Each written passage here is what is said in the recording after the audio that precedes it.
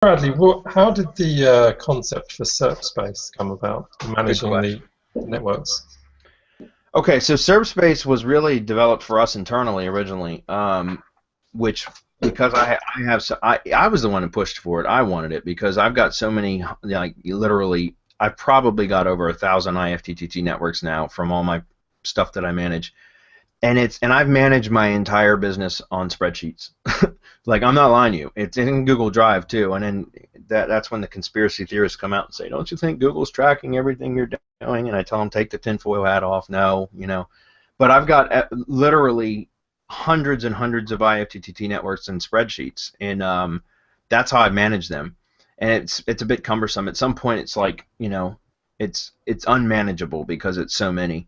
And so SerpSpace is our network monitoring and management application that we wanted to develop so that we could basically monitor the networks. Because otherwise, like for example, if something goes down in a network, if one of the properties aren't posting, or your RSS feed goes down, for example, unless you got somebody manually checking, up until we developed SerpSpace, unless you had somebody manually checking those properties to see if things were posting properly, you didn't know if something broke down. So we ended up developing that for internal purposes. But then my partners had the foresight to say, well, why the hell don't we just, make this a little bit more commercial as far as like being able to sell this to our mastermind students, as a subscription base. And it's dirt cheap, guys.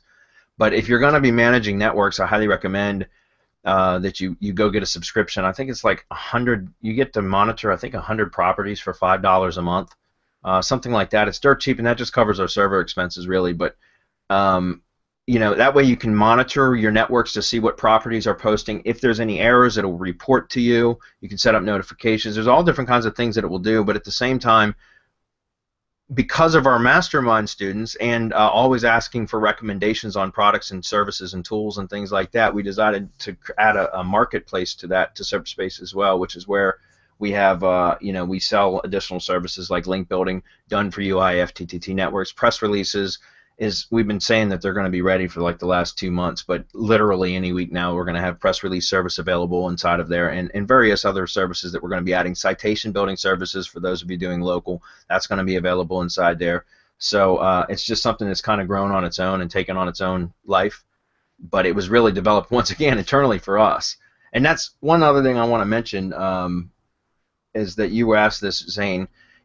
Honestly, guys, and I don't know if other people say this or not, but we only teach stuff that we use. Like, we're not product developers. We are now, but it was really based upon stuff that we use in our own daily businesses. I'm fortunate enough that my 4 partners and I each run our own marketing agencies. We each specialize in certain things. I've done SEO. Hernan does affiliate marketing and SEO. Adam is a process guy. Marco's done SEO and AdWords or pay-per-click stuff, and Chris does programming. So like, we've all had our own marketing agencies, and we just happen to work together to develop products that we actually use in our own businesses, and that's what I think separates what we put out from potentially others that just develop products, which is kind of sad in my opinion. So here. No, Bradley, you and I have had plenty of conversations about that exact topic. But John made a good point. He was asking about something that I've heard about, but I don't know. But John, why don't you throw it out there? Hey, what's your thought on SerpShaker? I have a large local portfolio. I only promote my own business. What's your thoughts on SerpShaker and using it on local sites?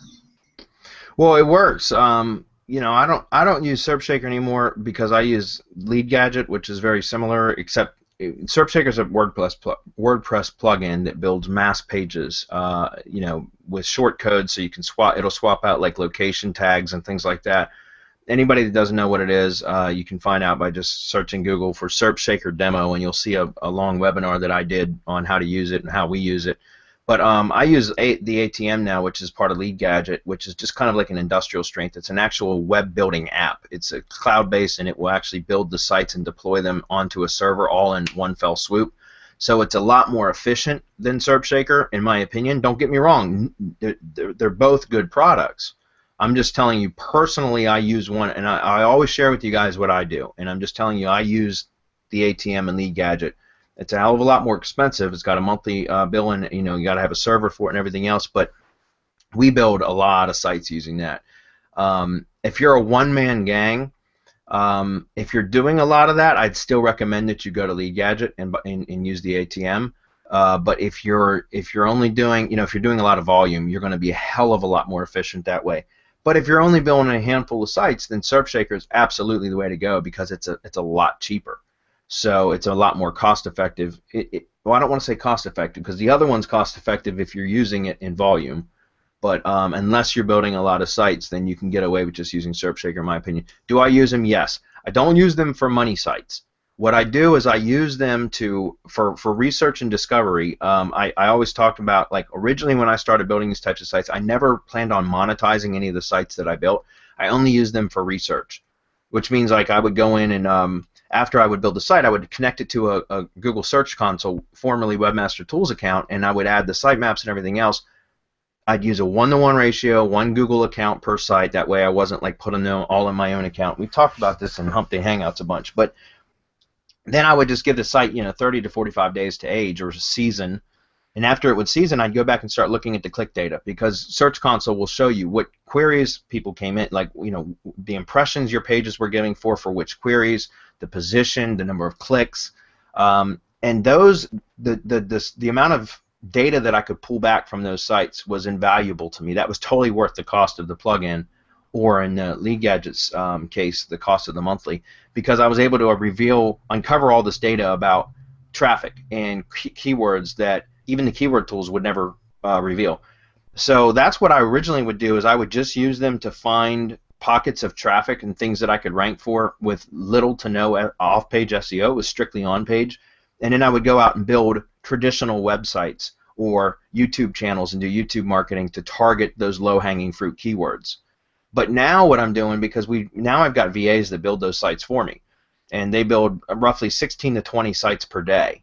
And so it's just the sheer volume of sites that we do now. Now we just use like the overlayer plugin, where we just basically lay a landing page on top of all the posts or pages on that site and drive traffic. If you're doing this for local businesses or lead gen, I don't ever recommend laying a money site on top of one of those pages, because that is clearly against Google's terms of service. It's called cloaking in Google's mind, and you will get your site de-indexed for that. Not just the SerpShaker site, but the money site can be de-indexed as well.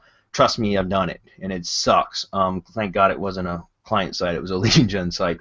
But if you're going to be doing that, you create your own a landing page, like on a subdomain or a throwaway domain, and create a landing page that still has the call to action to a client site, for example.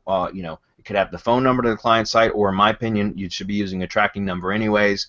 You could put videos on there, call to action, an opt-in form, a button that clicks over to the money site, whatever you want. But that way you're protecting the money site from potential Google wrath, because the way I look at it is those sites are always, you know, their days are numbered. I've got some sites that have been up for a year and a half that are still generating traffic, but I never expect them to last very long. I don't know. Does that make any sense? Was that a good answer? Clear as mud. Yeah, clear as mud, right? Yeah, it was good. Okay. All right. Well, that's how I use it. Hopefully that was helpful. John, you brought up another really good follow-up question. Do you believe structured data is going to replace the current old-fashioned SEO plugin for WordPress? For local, yeah. I mean, I don't know. For local, I think it's incredibly important. Yeah, I mean, it's not something that a lot of the plugins can't automate it properly. In my opinion, they're getting better. Project Supremacy, Chris GIC pointed that out. That was one of the plugins that came out recently that actually does a really good job. A lot of the earlier versions of those kind of plugins, the schema plugins, just they didn't work very well. That one actually works fairly, you know, really well. So that one I do recommend. For local stuff, you get quite a boost out of it if you do it properly.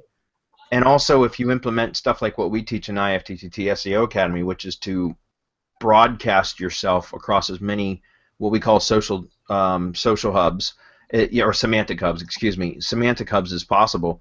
And that includes sites that are Google Social Data Hub partners, which if you just go to Google and search Social Data Hub partners, you'll see a list of the sites that are Google Social Data Hub partners. Digo and Delicious are some of them. Pocket's another one. So those are all places that you should be staking your claim, your brand essentially. But then there's also a lot of other semantic web engines that you should be, or places that the semantic web sources data from. For example, Crunchbase. Crunchbase.com, if you go to Crunchbase, that's a semantic web database. A lot of data is pulled from there. It's very, very powerful if you're doing local business. Local SEO is to build a page for it in Crunchbase and link everything up. There's a lot of options in there where you can add like pieces of content, sales pages, and all that kind of stuff. Take the time, go through, fill it out. Don't spam it. It's highly moderated. But if you're adding a bona fide legit business, that's a strong one. There's aboutus.org. There's about.me, which we include in the new IFTTT training. Again, we call those semantic hubs. All of those are going to help. Within the JSON LD markup or the structured data on the sites, if you use the same as attribute, those of you that know anything about structured data will know what I'm talking about. It's the same as attribute, and you list all of those links as a same as attribute. That's very, very powerful, and that's giving Google exactly what it wants. So I think as we move further and further into the semantic web, it's less and less about off-page. In my opinion, I don't see any time in the near future that off-page is going to be completely dead, but it's more and more about on-page now. So hopefully that was clear. I think so. Jacqueline, you had another good question in there in relation to. Well, I think you can explain it better, right? Oh, right, okay. Well, I bought Project Supremacy and I put it up, and then I did my own schema the other day actually on both sites, and because I'd done the 2.0s, the IFTTT, so I put the same as all those properties, and yes. I didn't see how I could do that in Project Supremacy, so I just thought I'd prefer to do my own. Is that Yeah, right? you can. In Project Supremacy you can keep adding lines. Like Oh, so right. it'll give you the LinkedIn and Google Plus, I think, and Twitter. It'll give you those fields where you can add your Twitter URL and that kind of stuff. But then there's a button that says add another property or whatever. You just keep adding properties. Add as many as you want. I obviously haven't looked at it properly, right? Thanks. Yeah, no problem.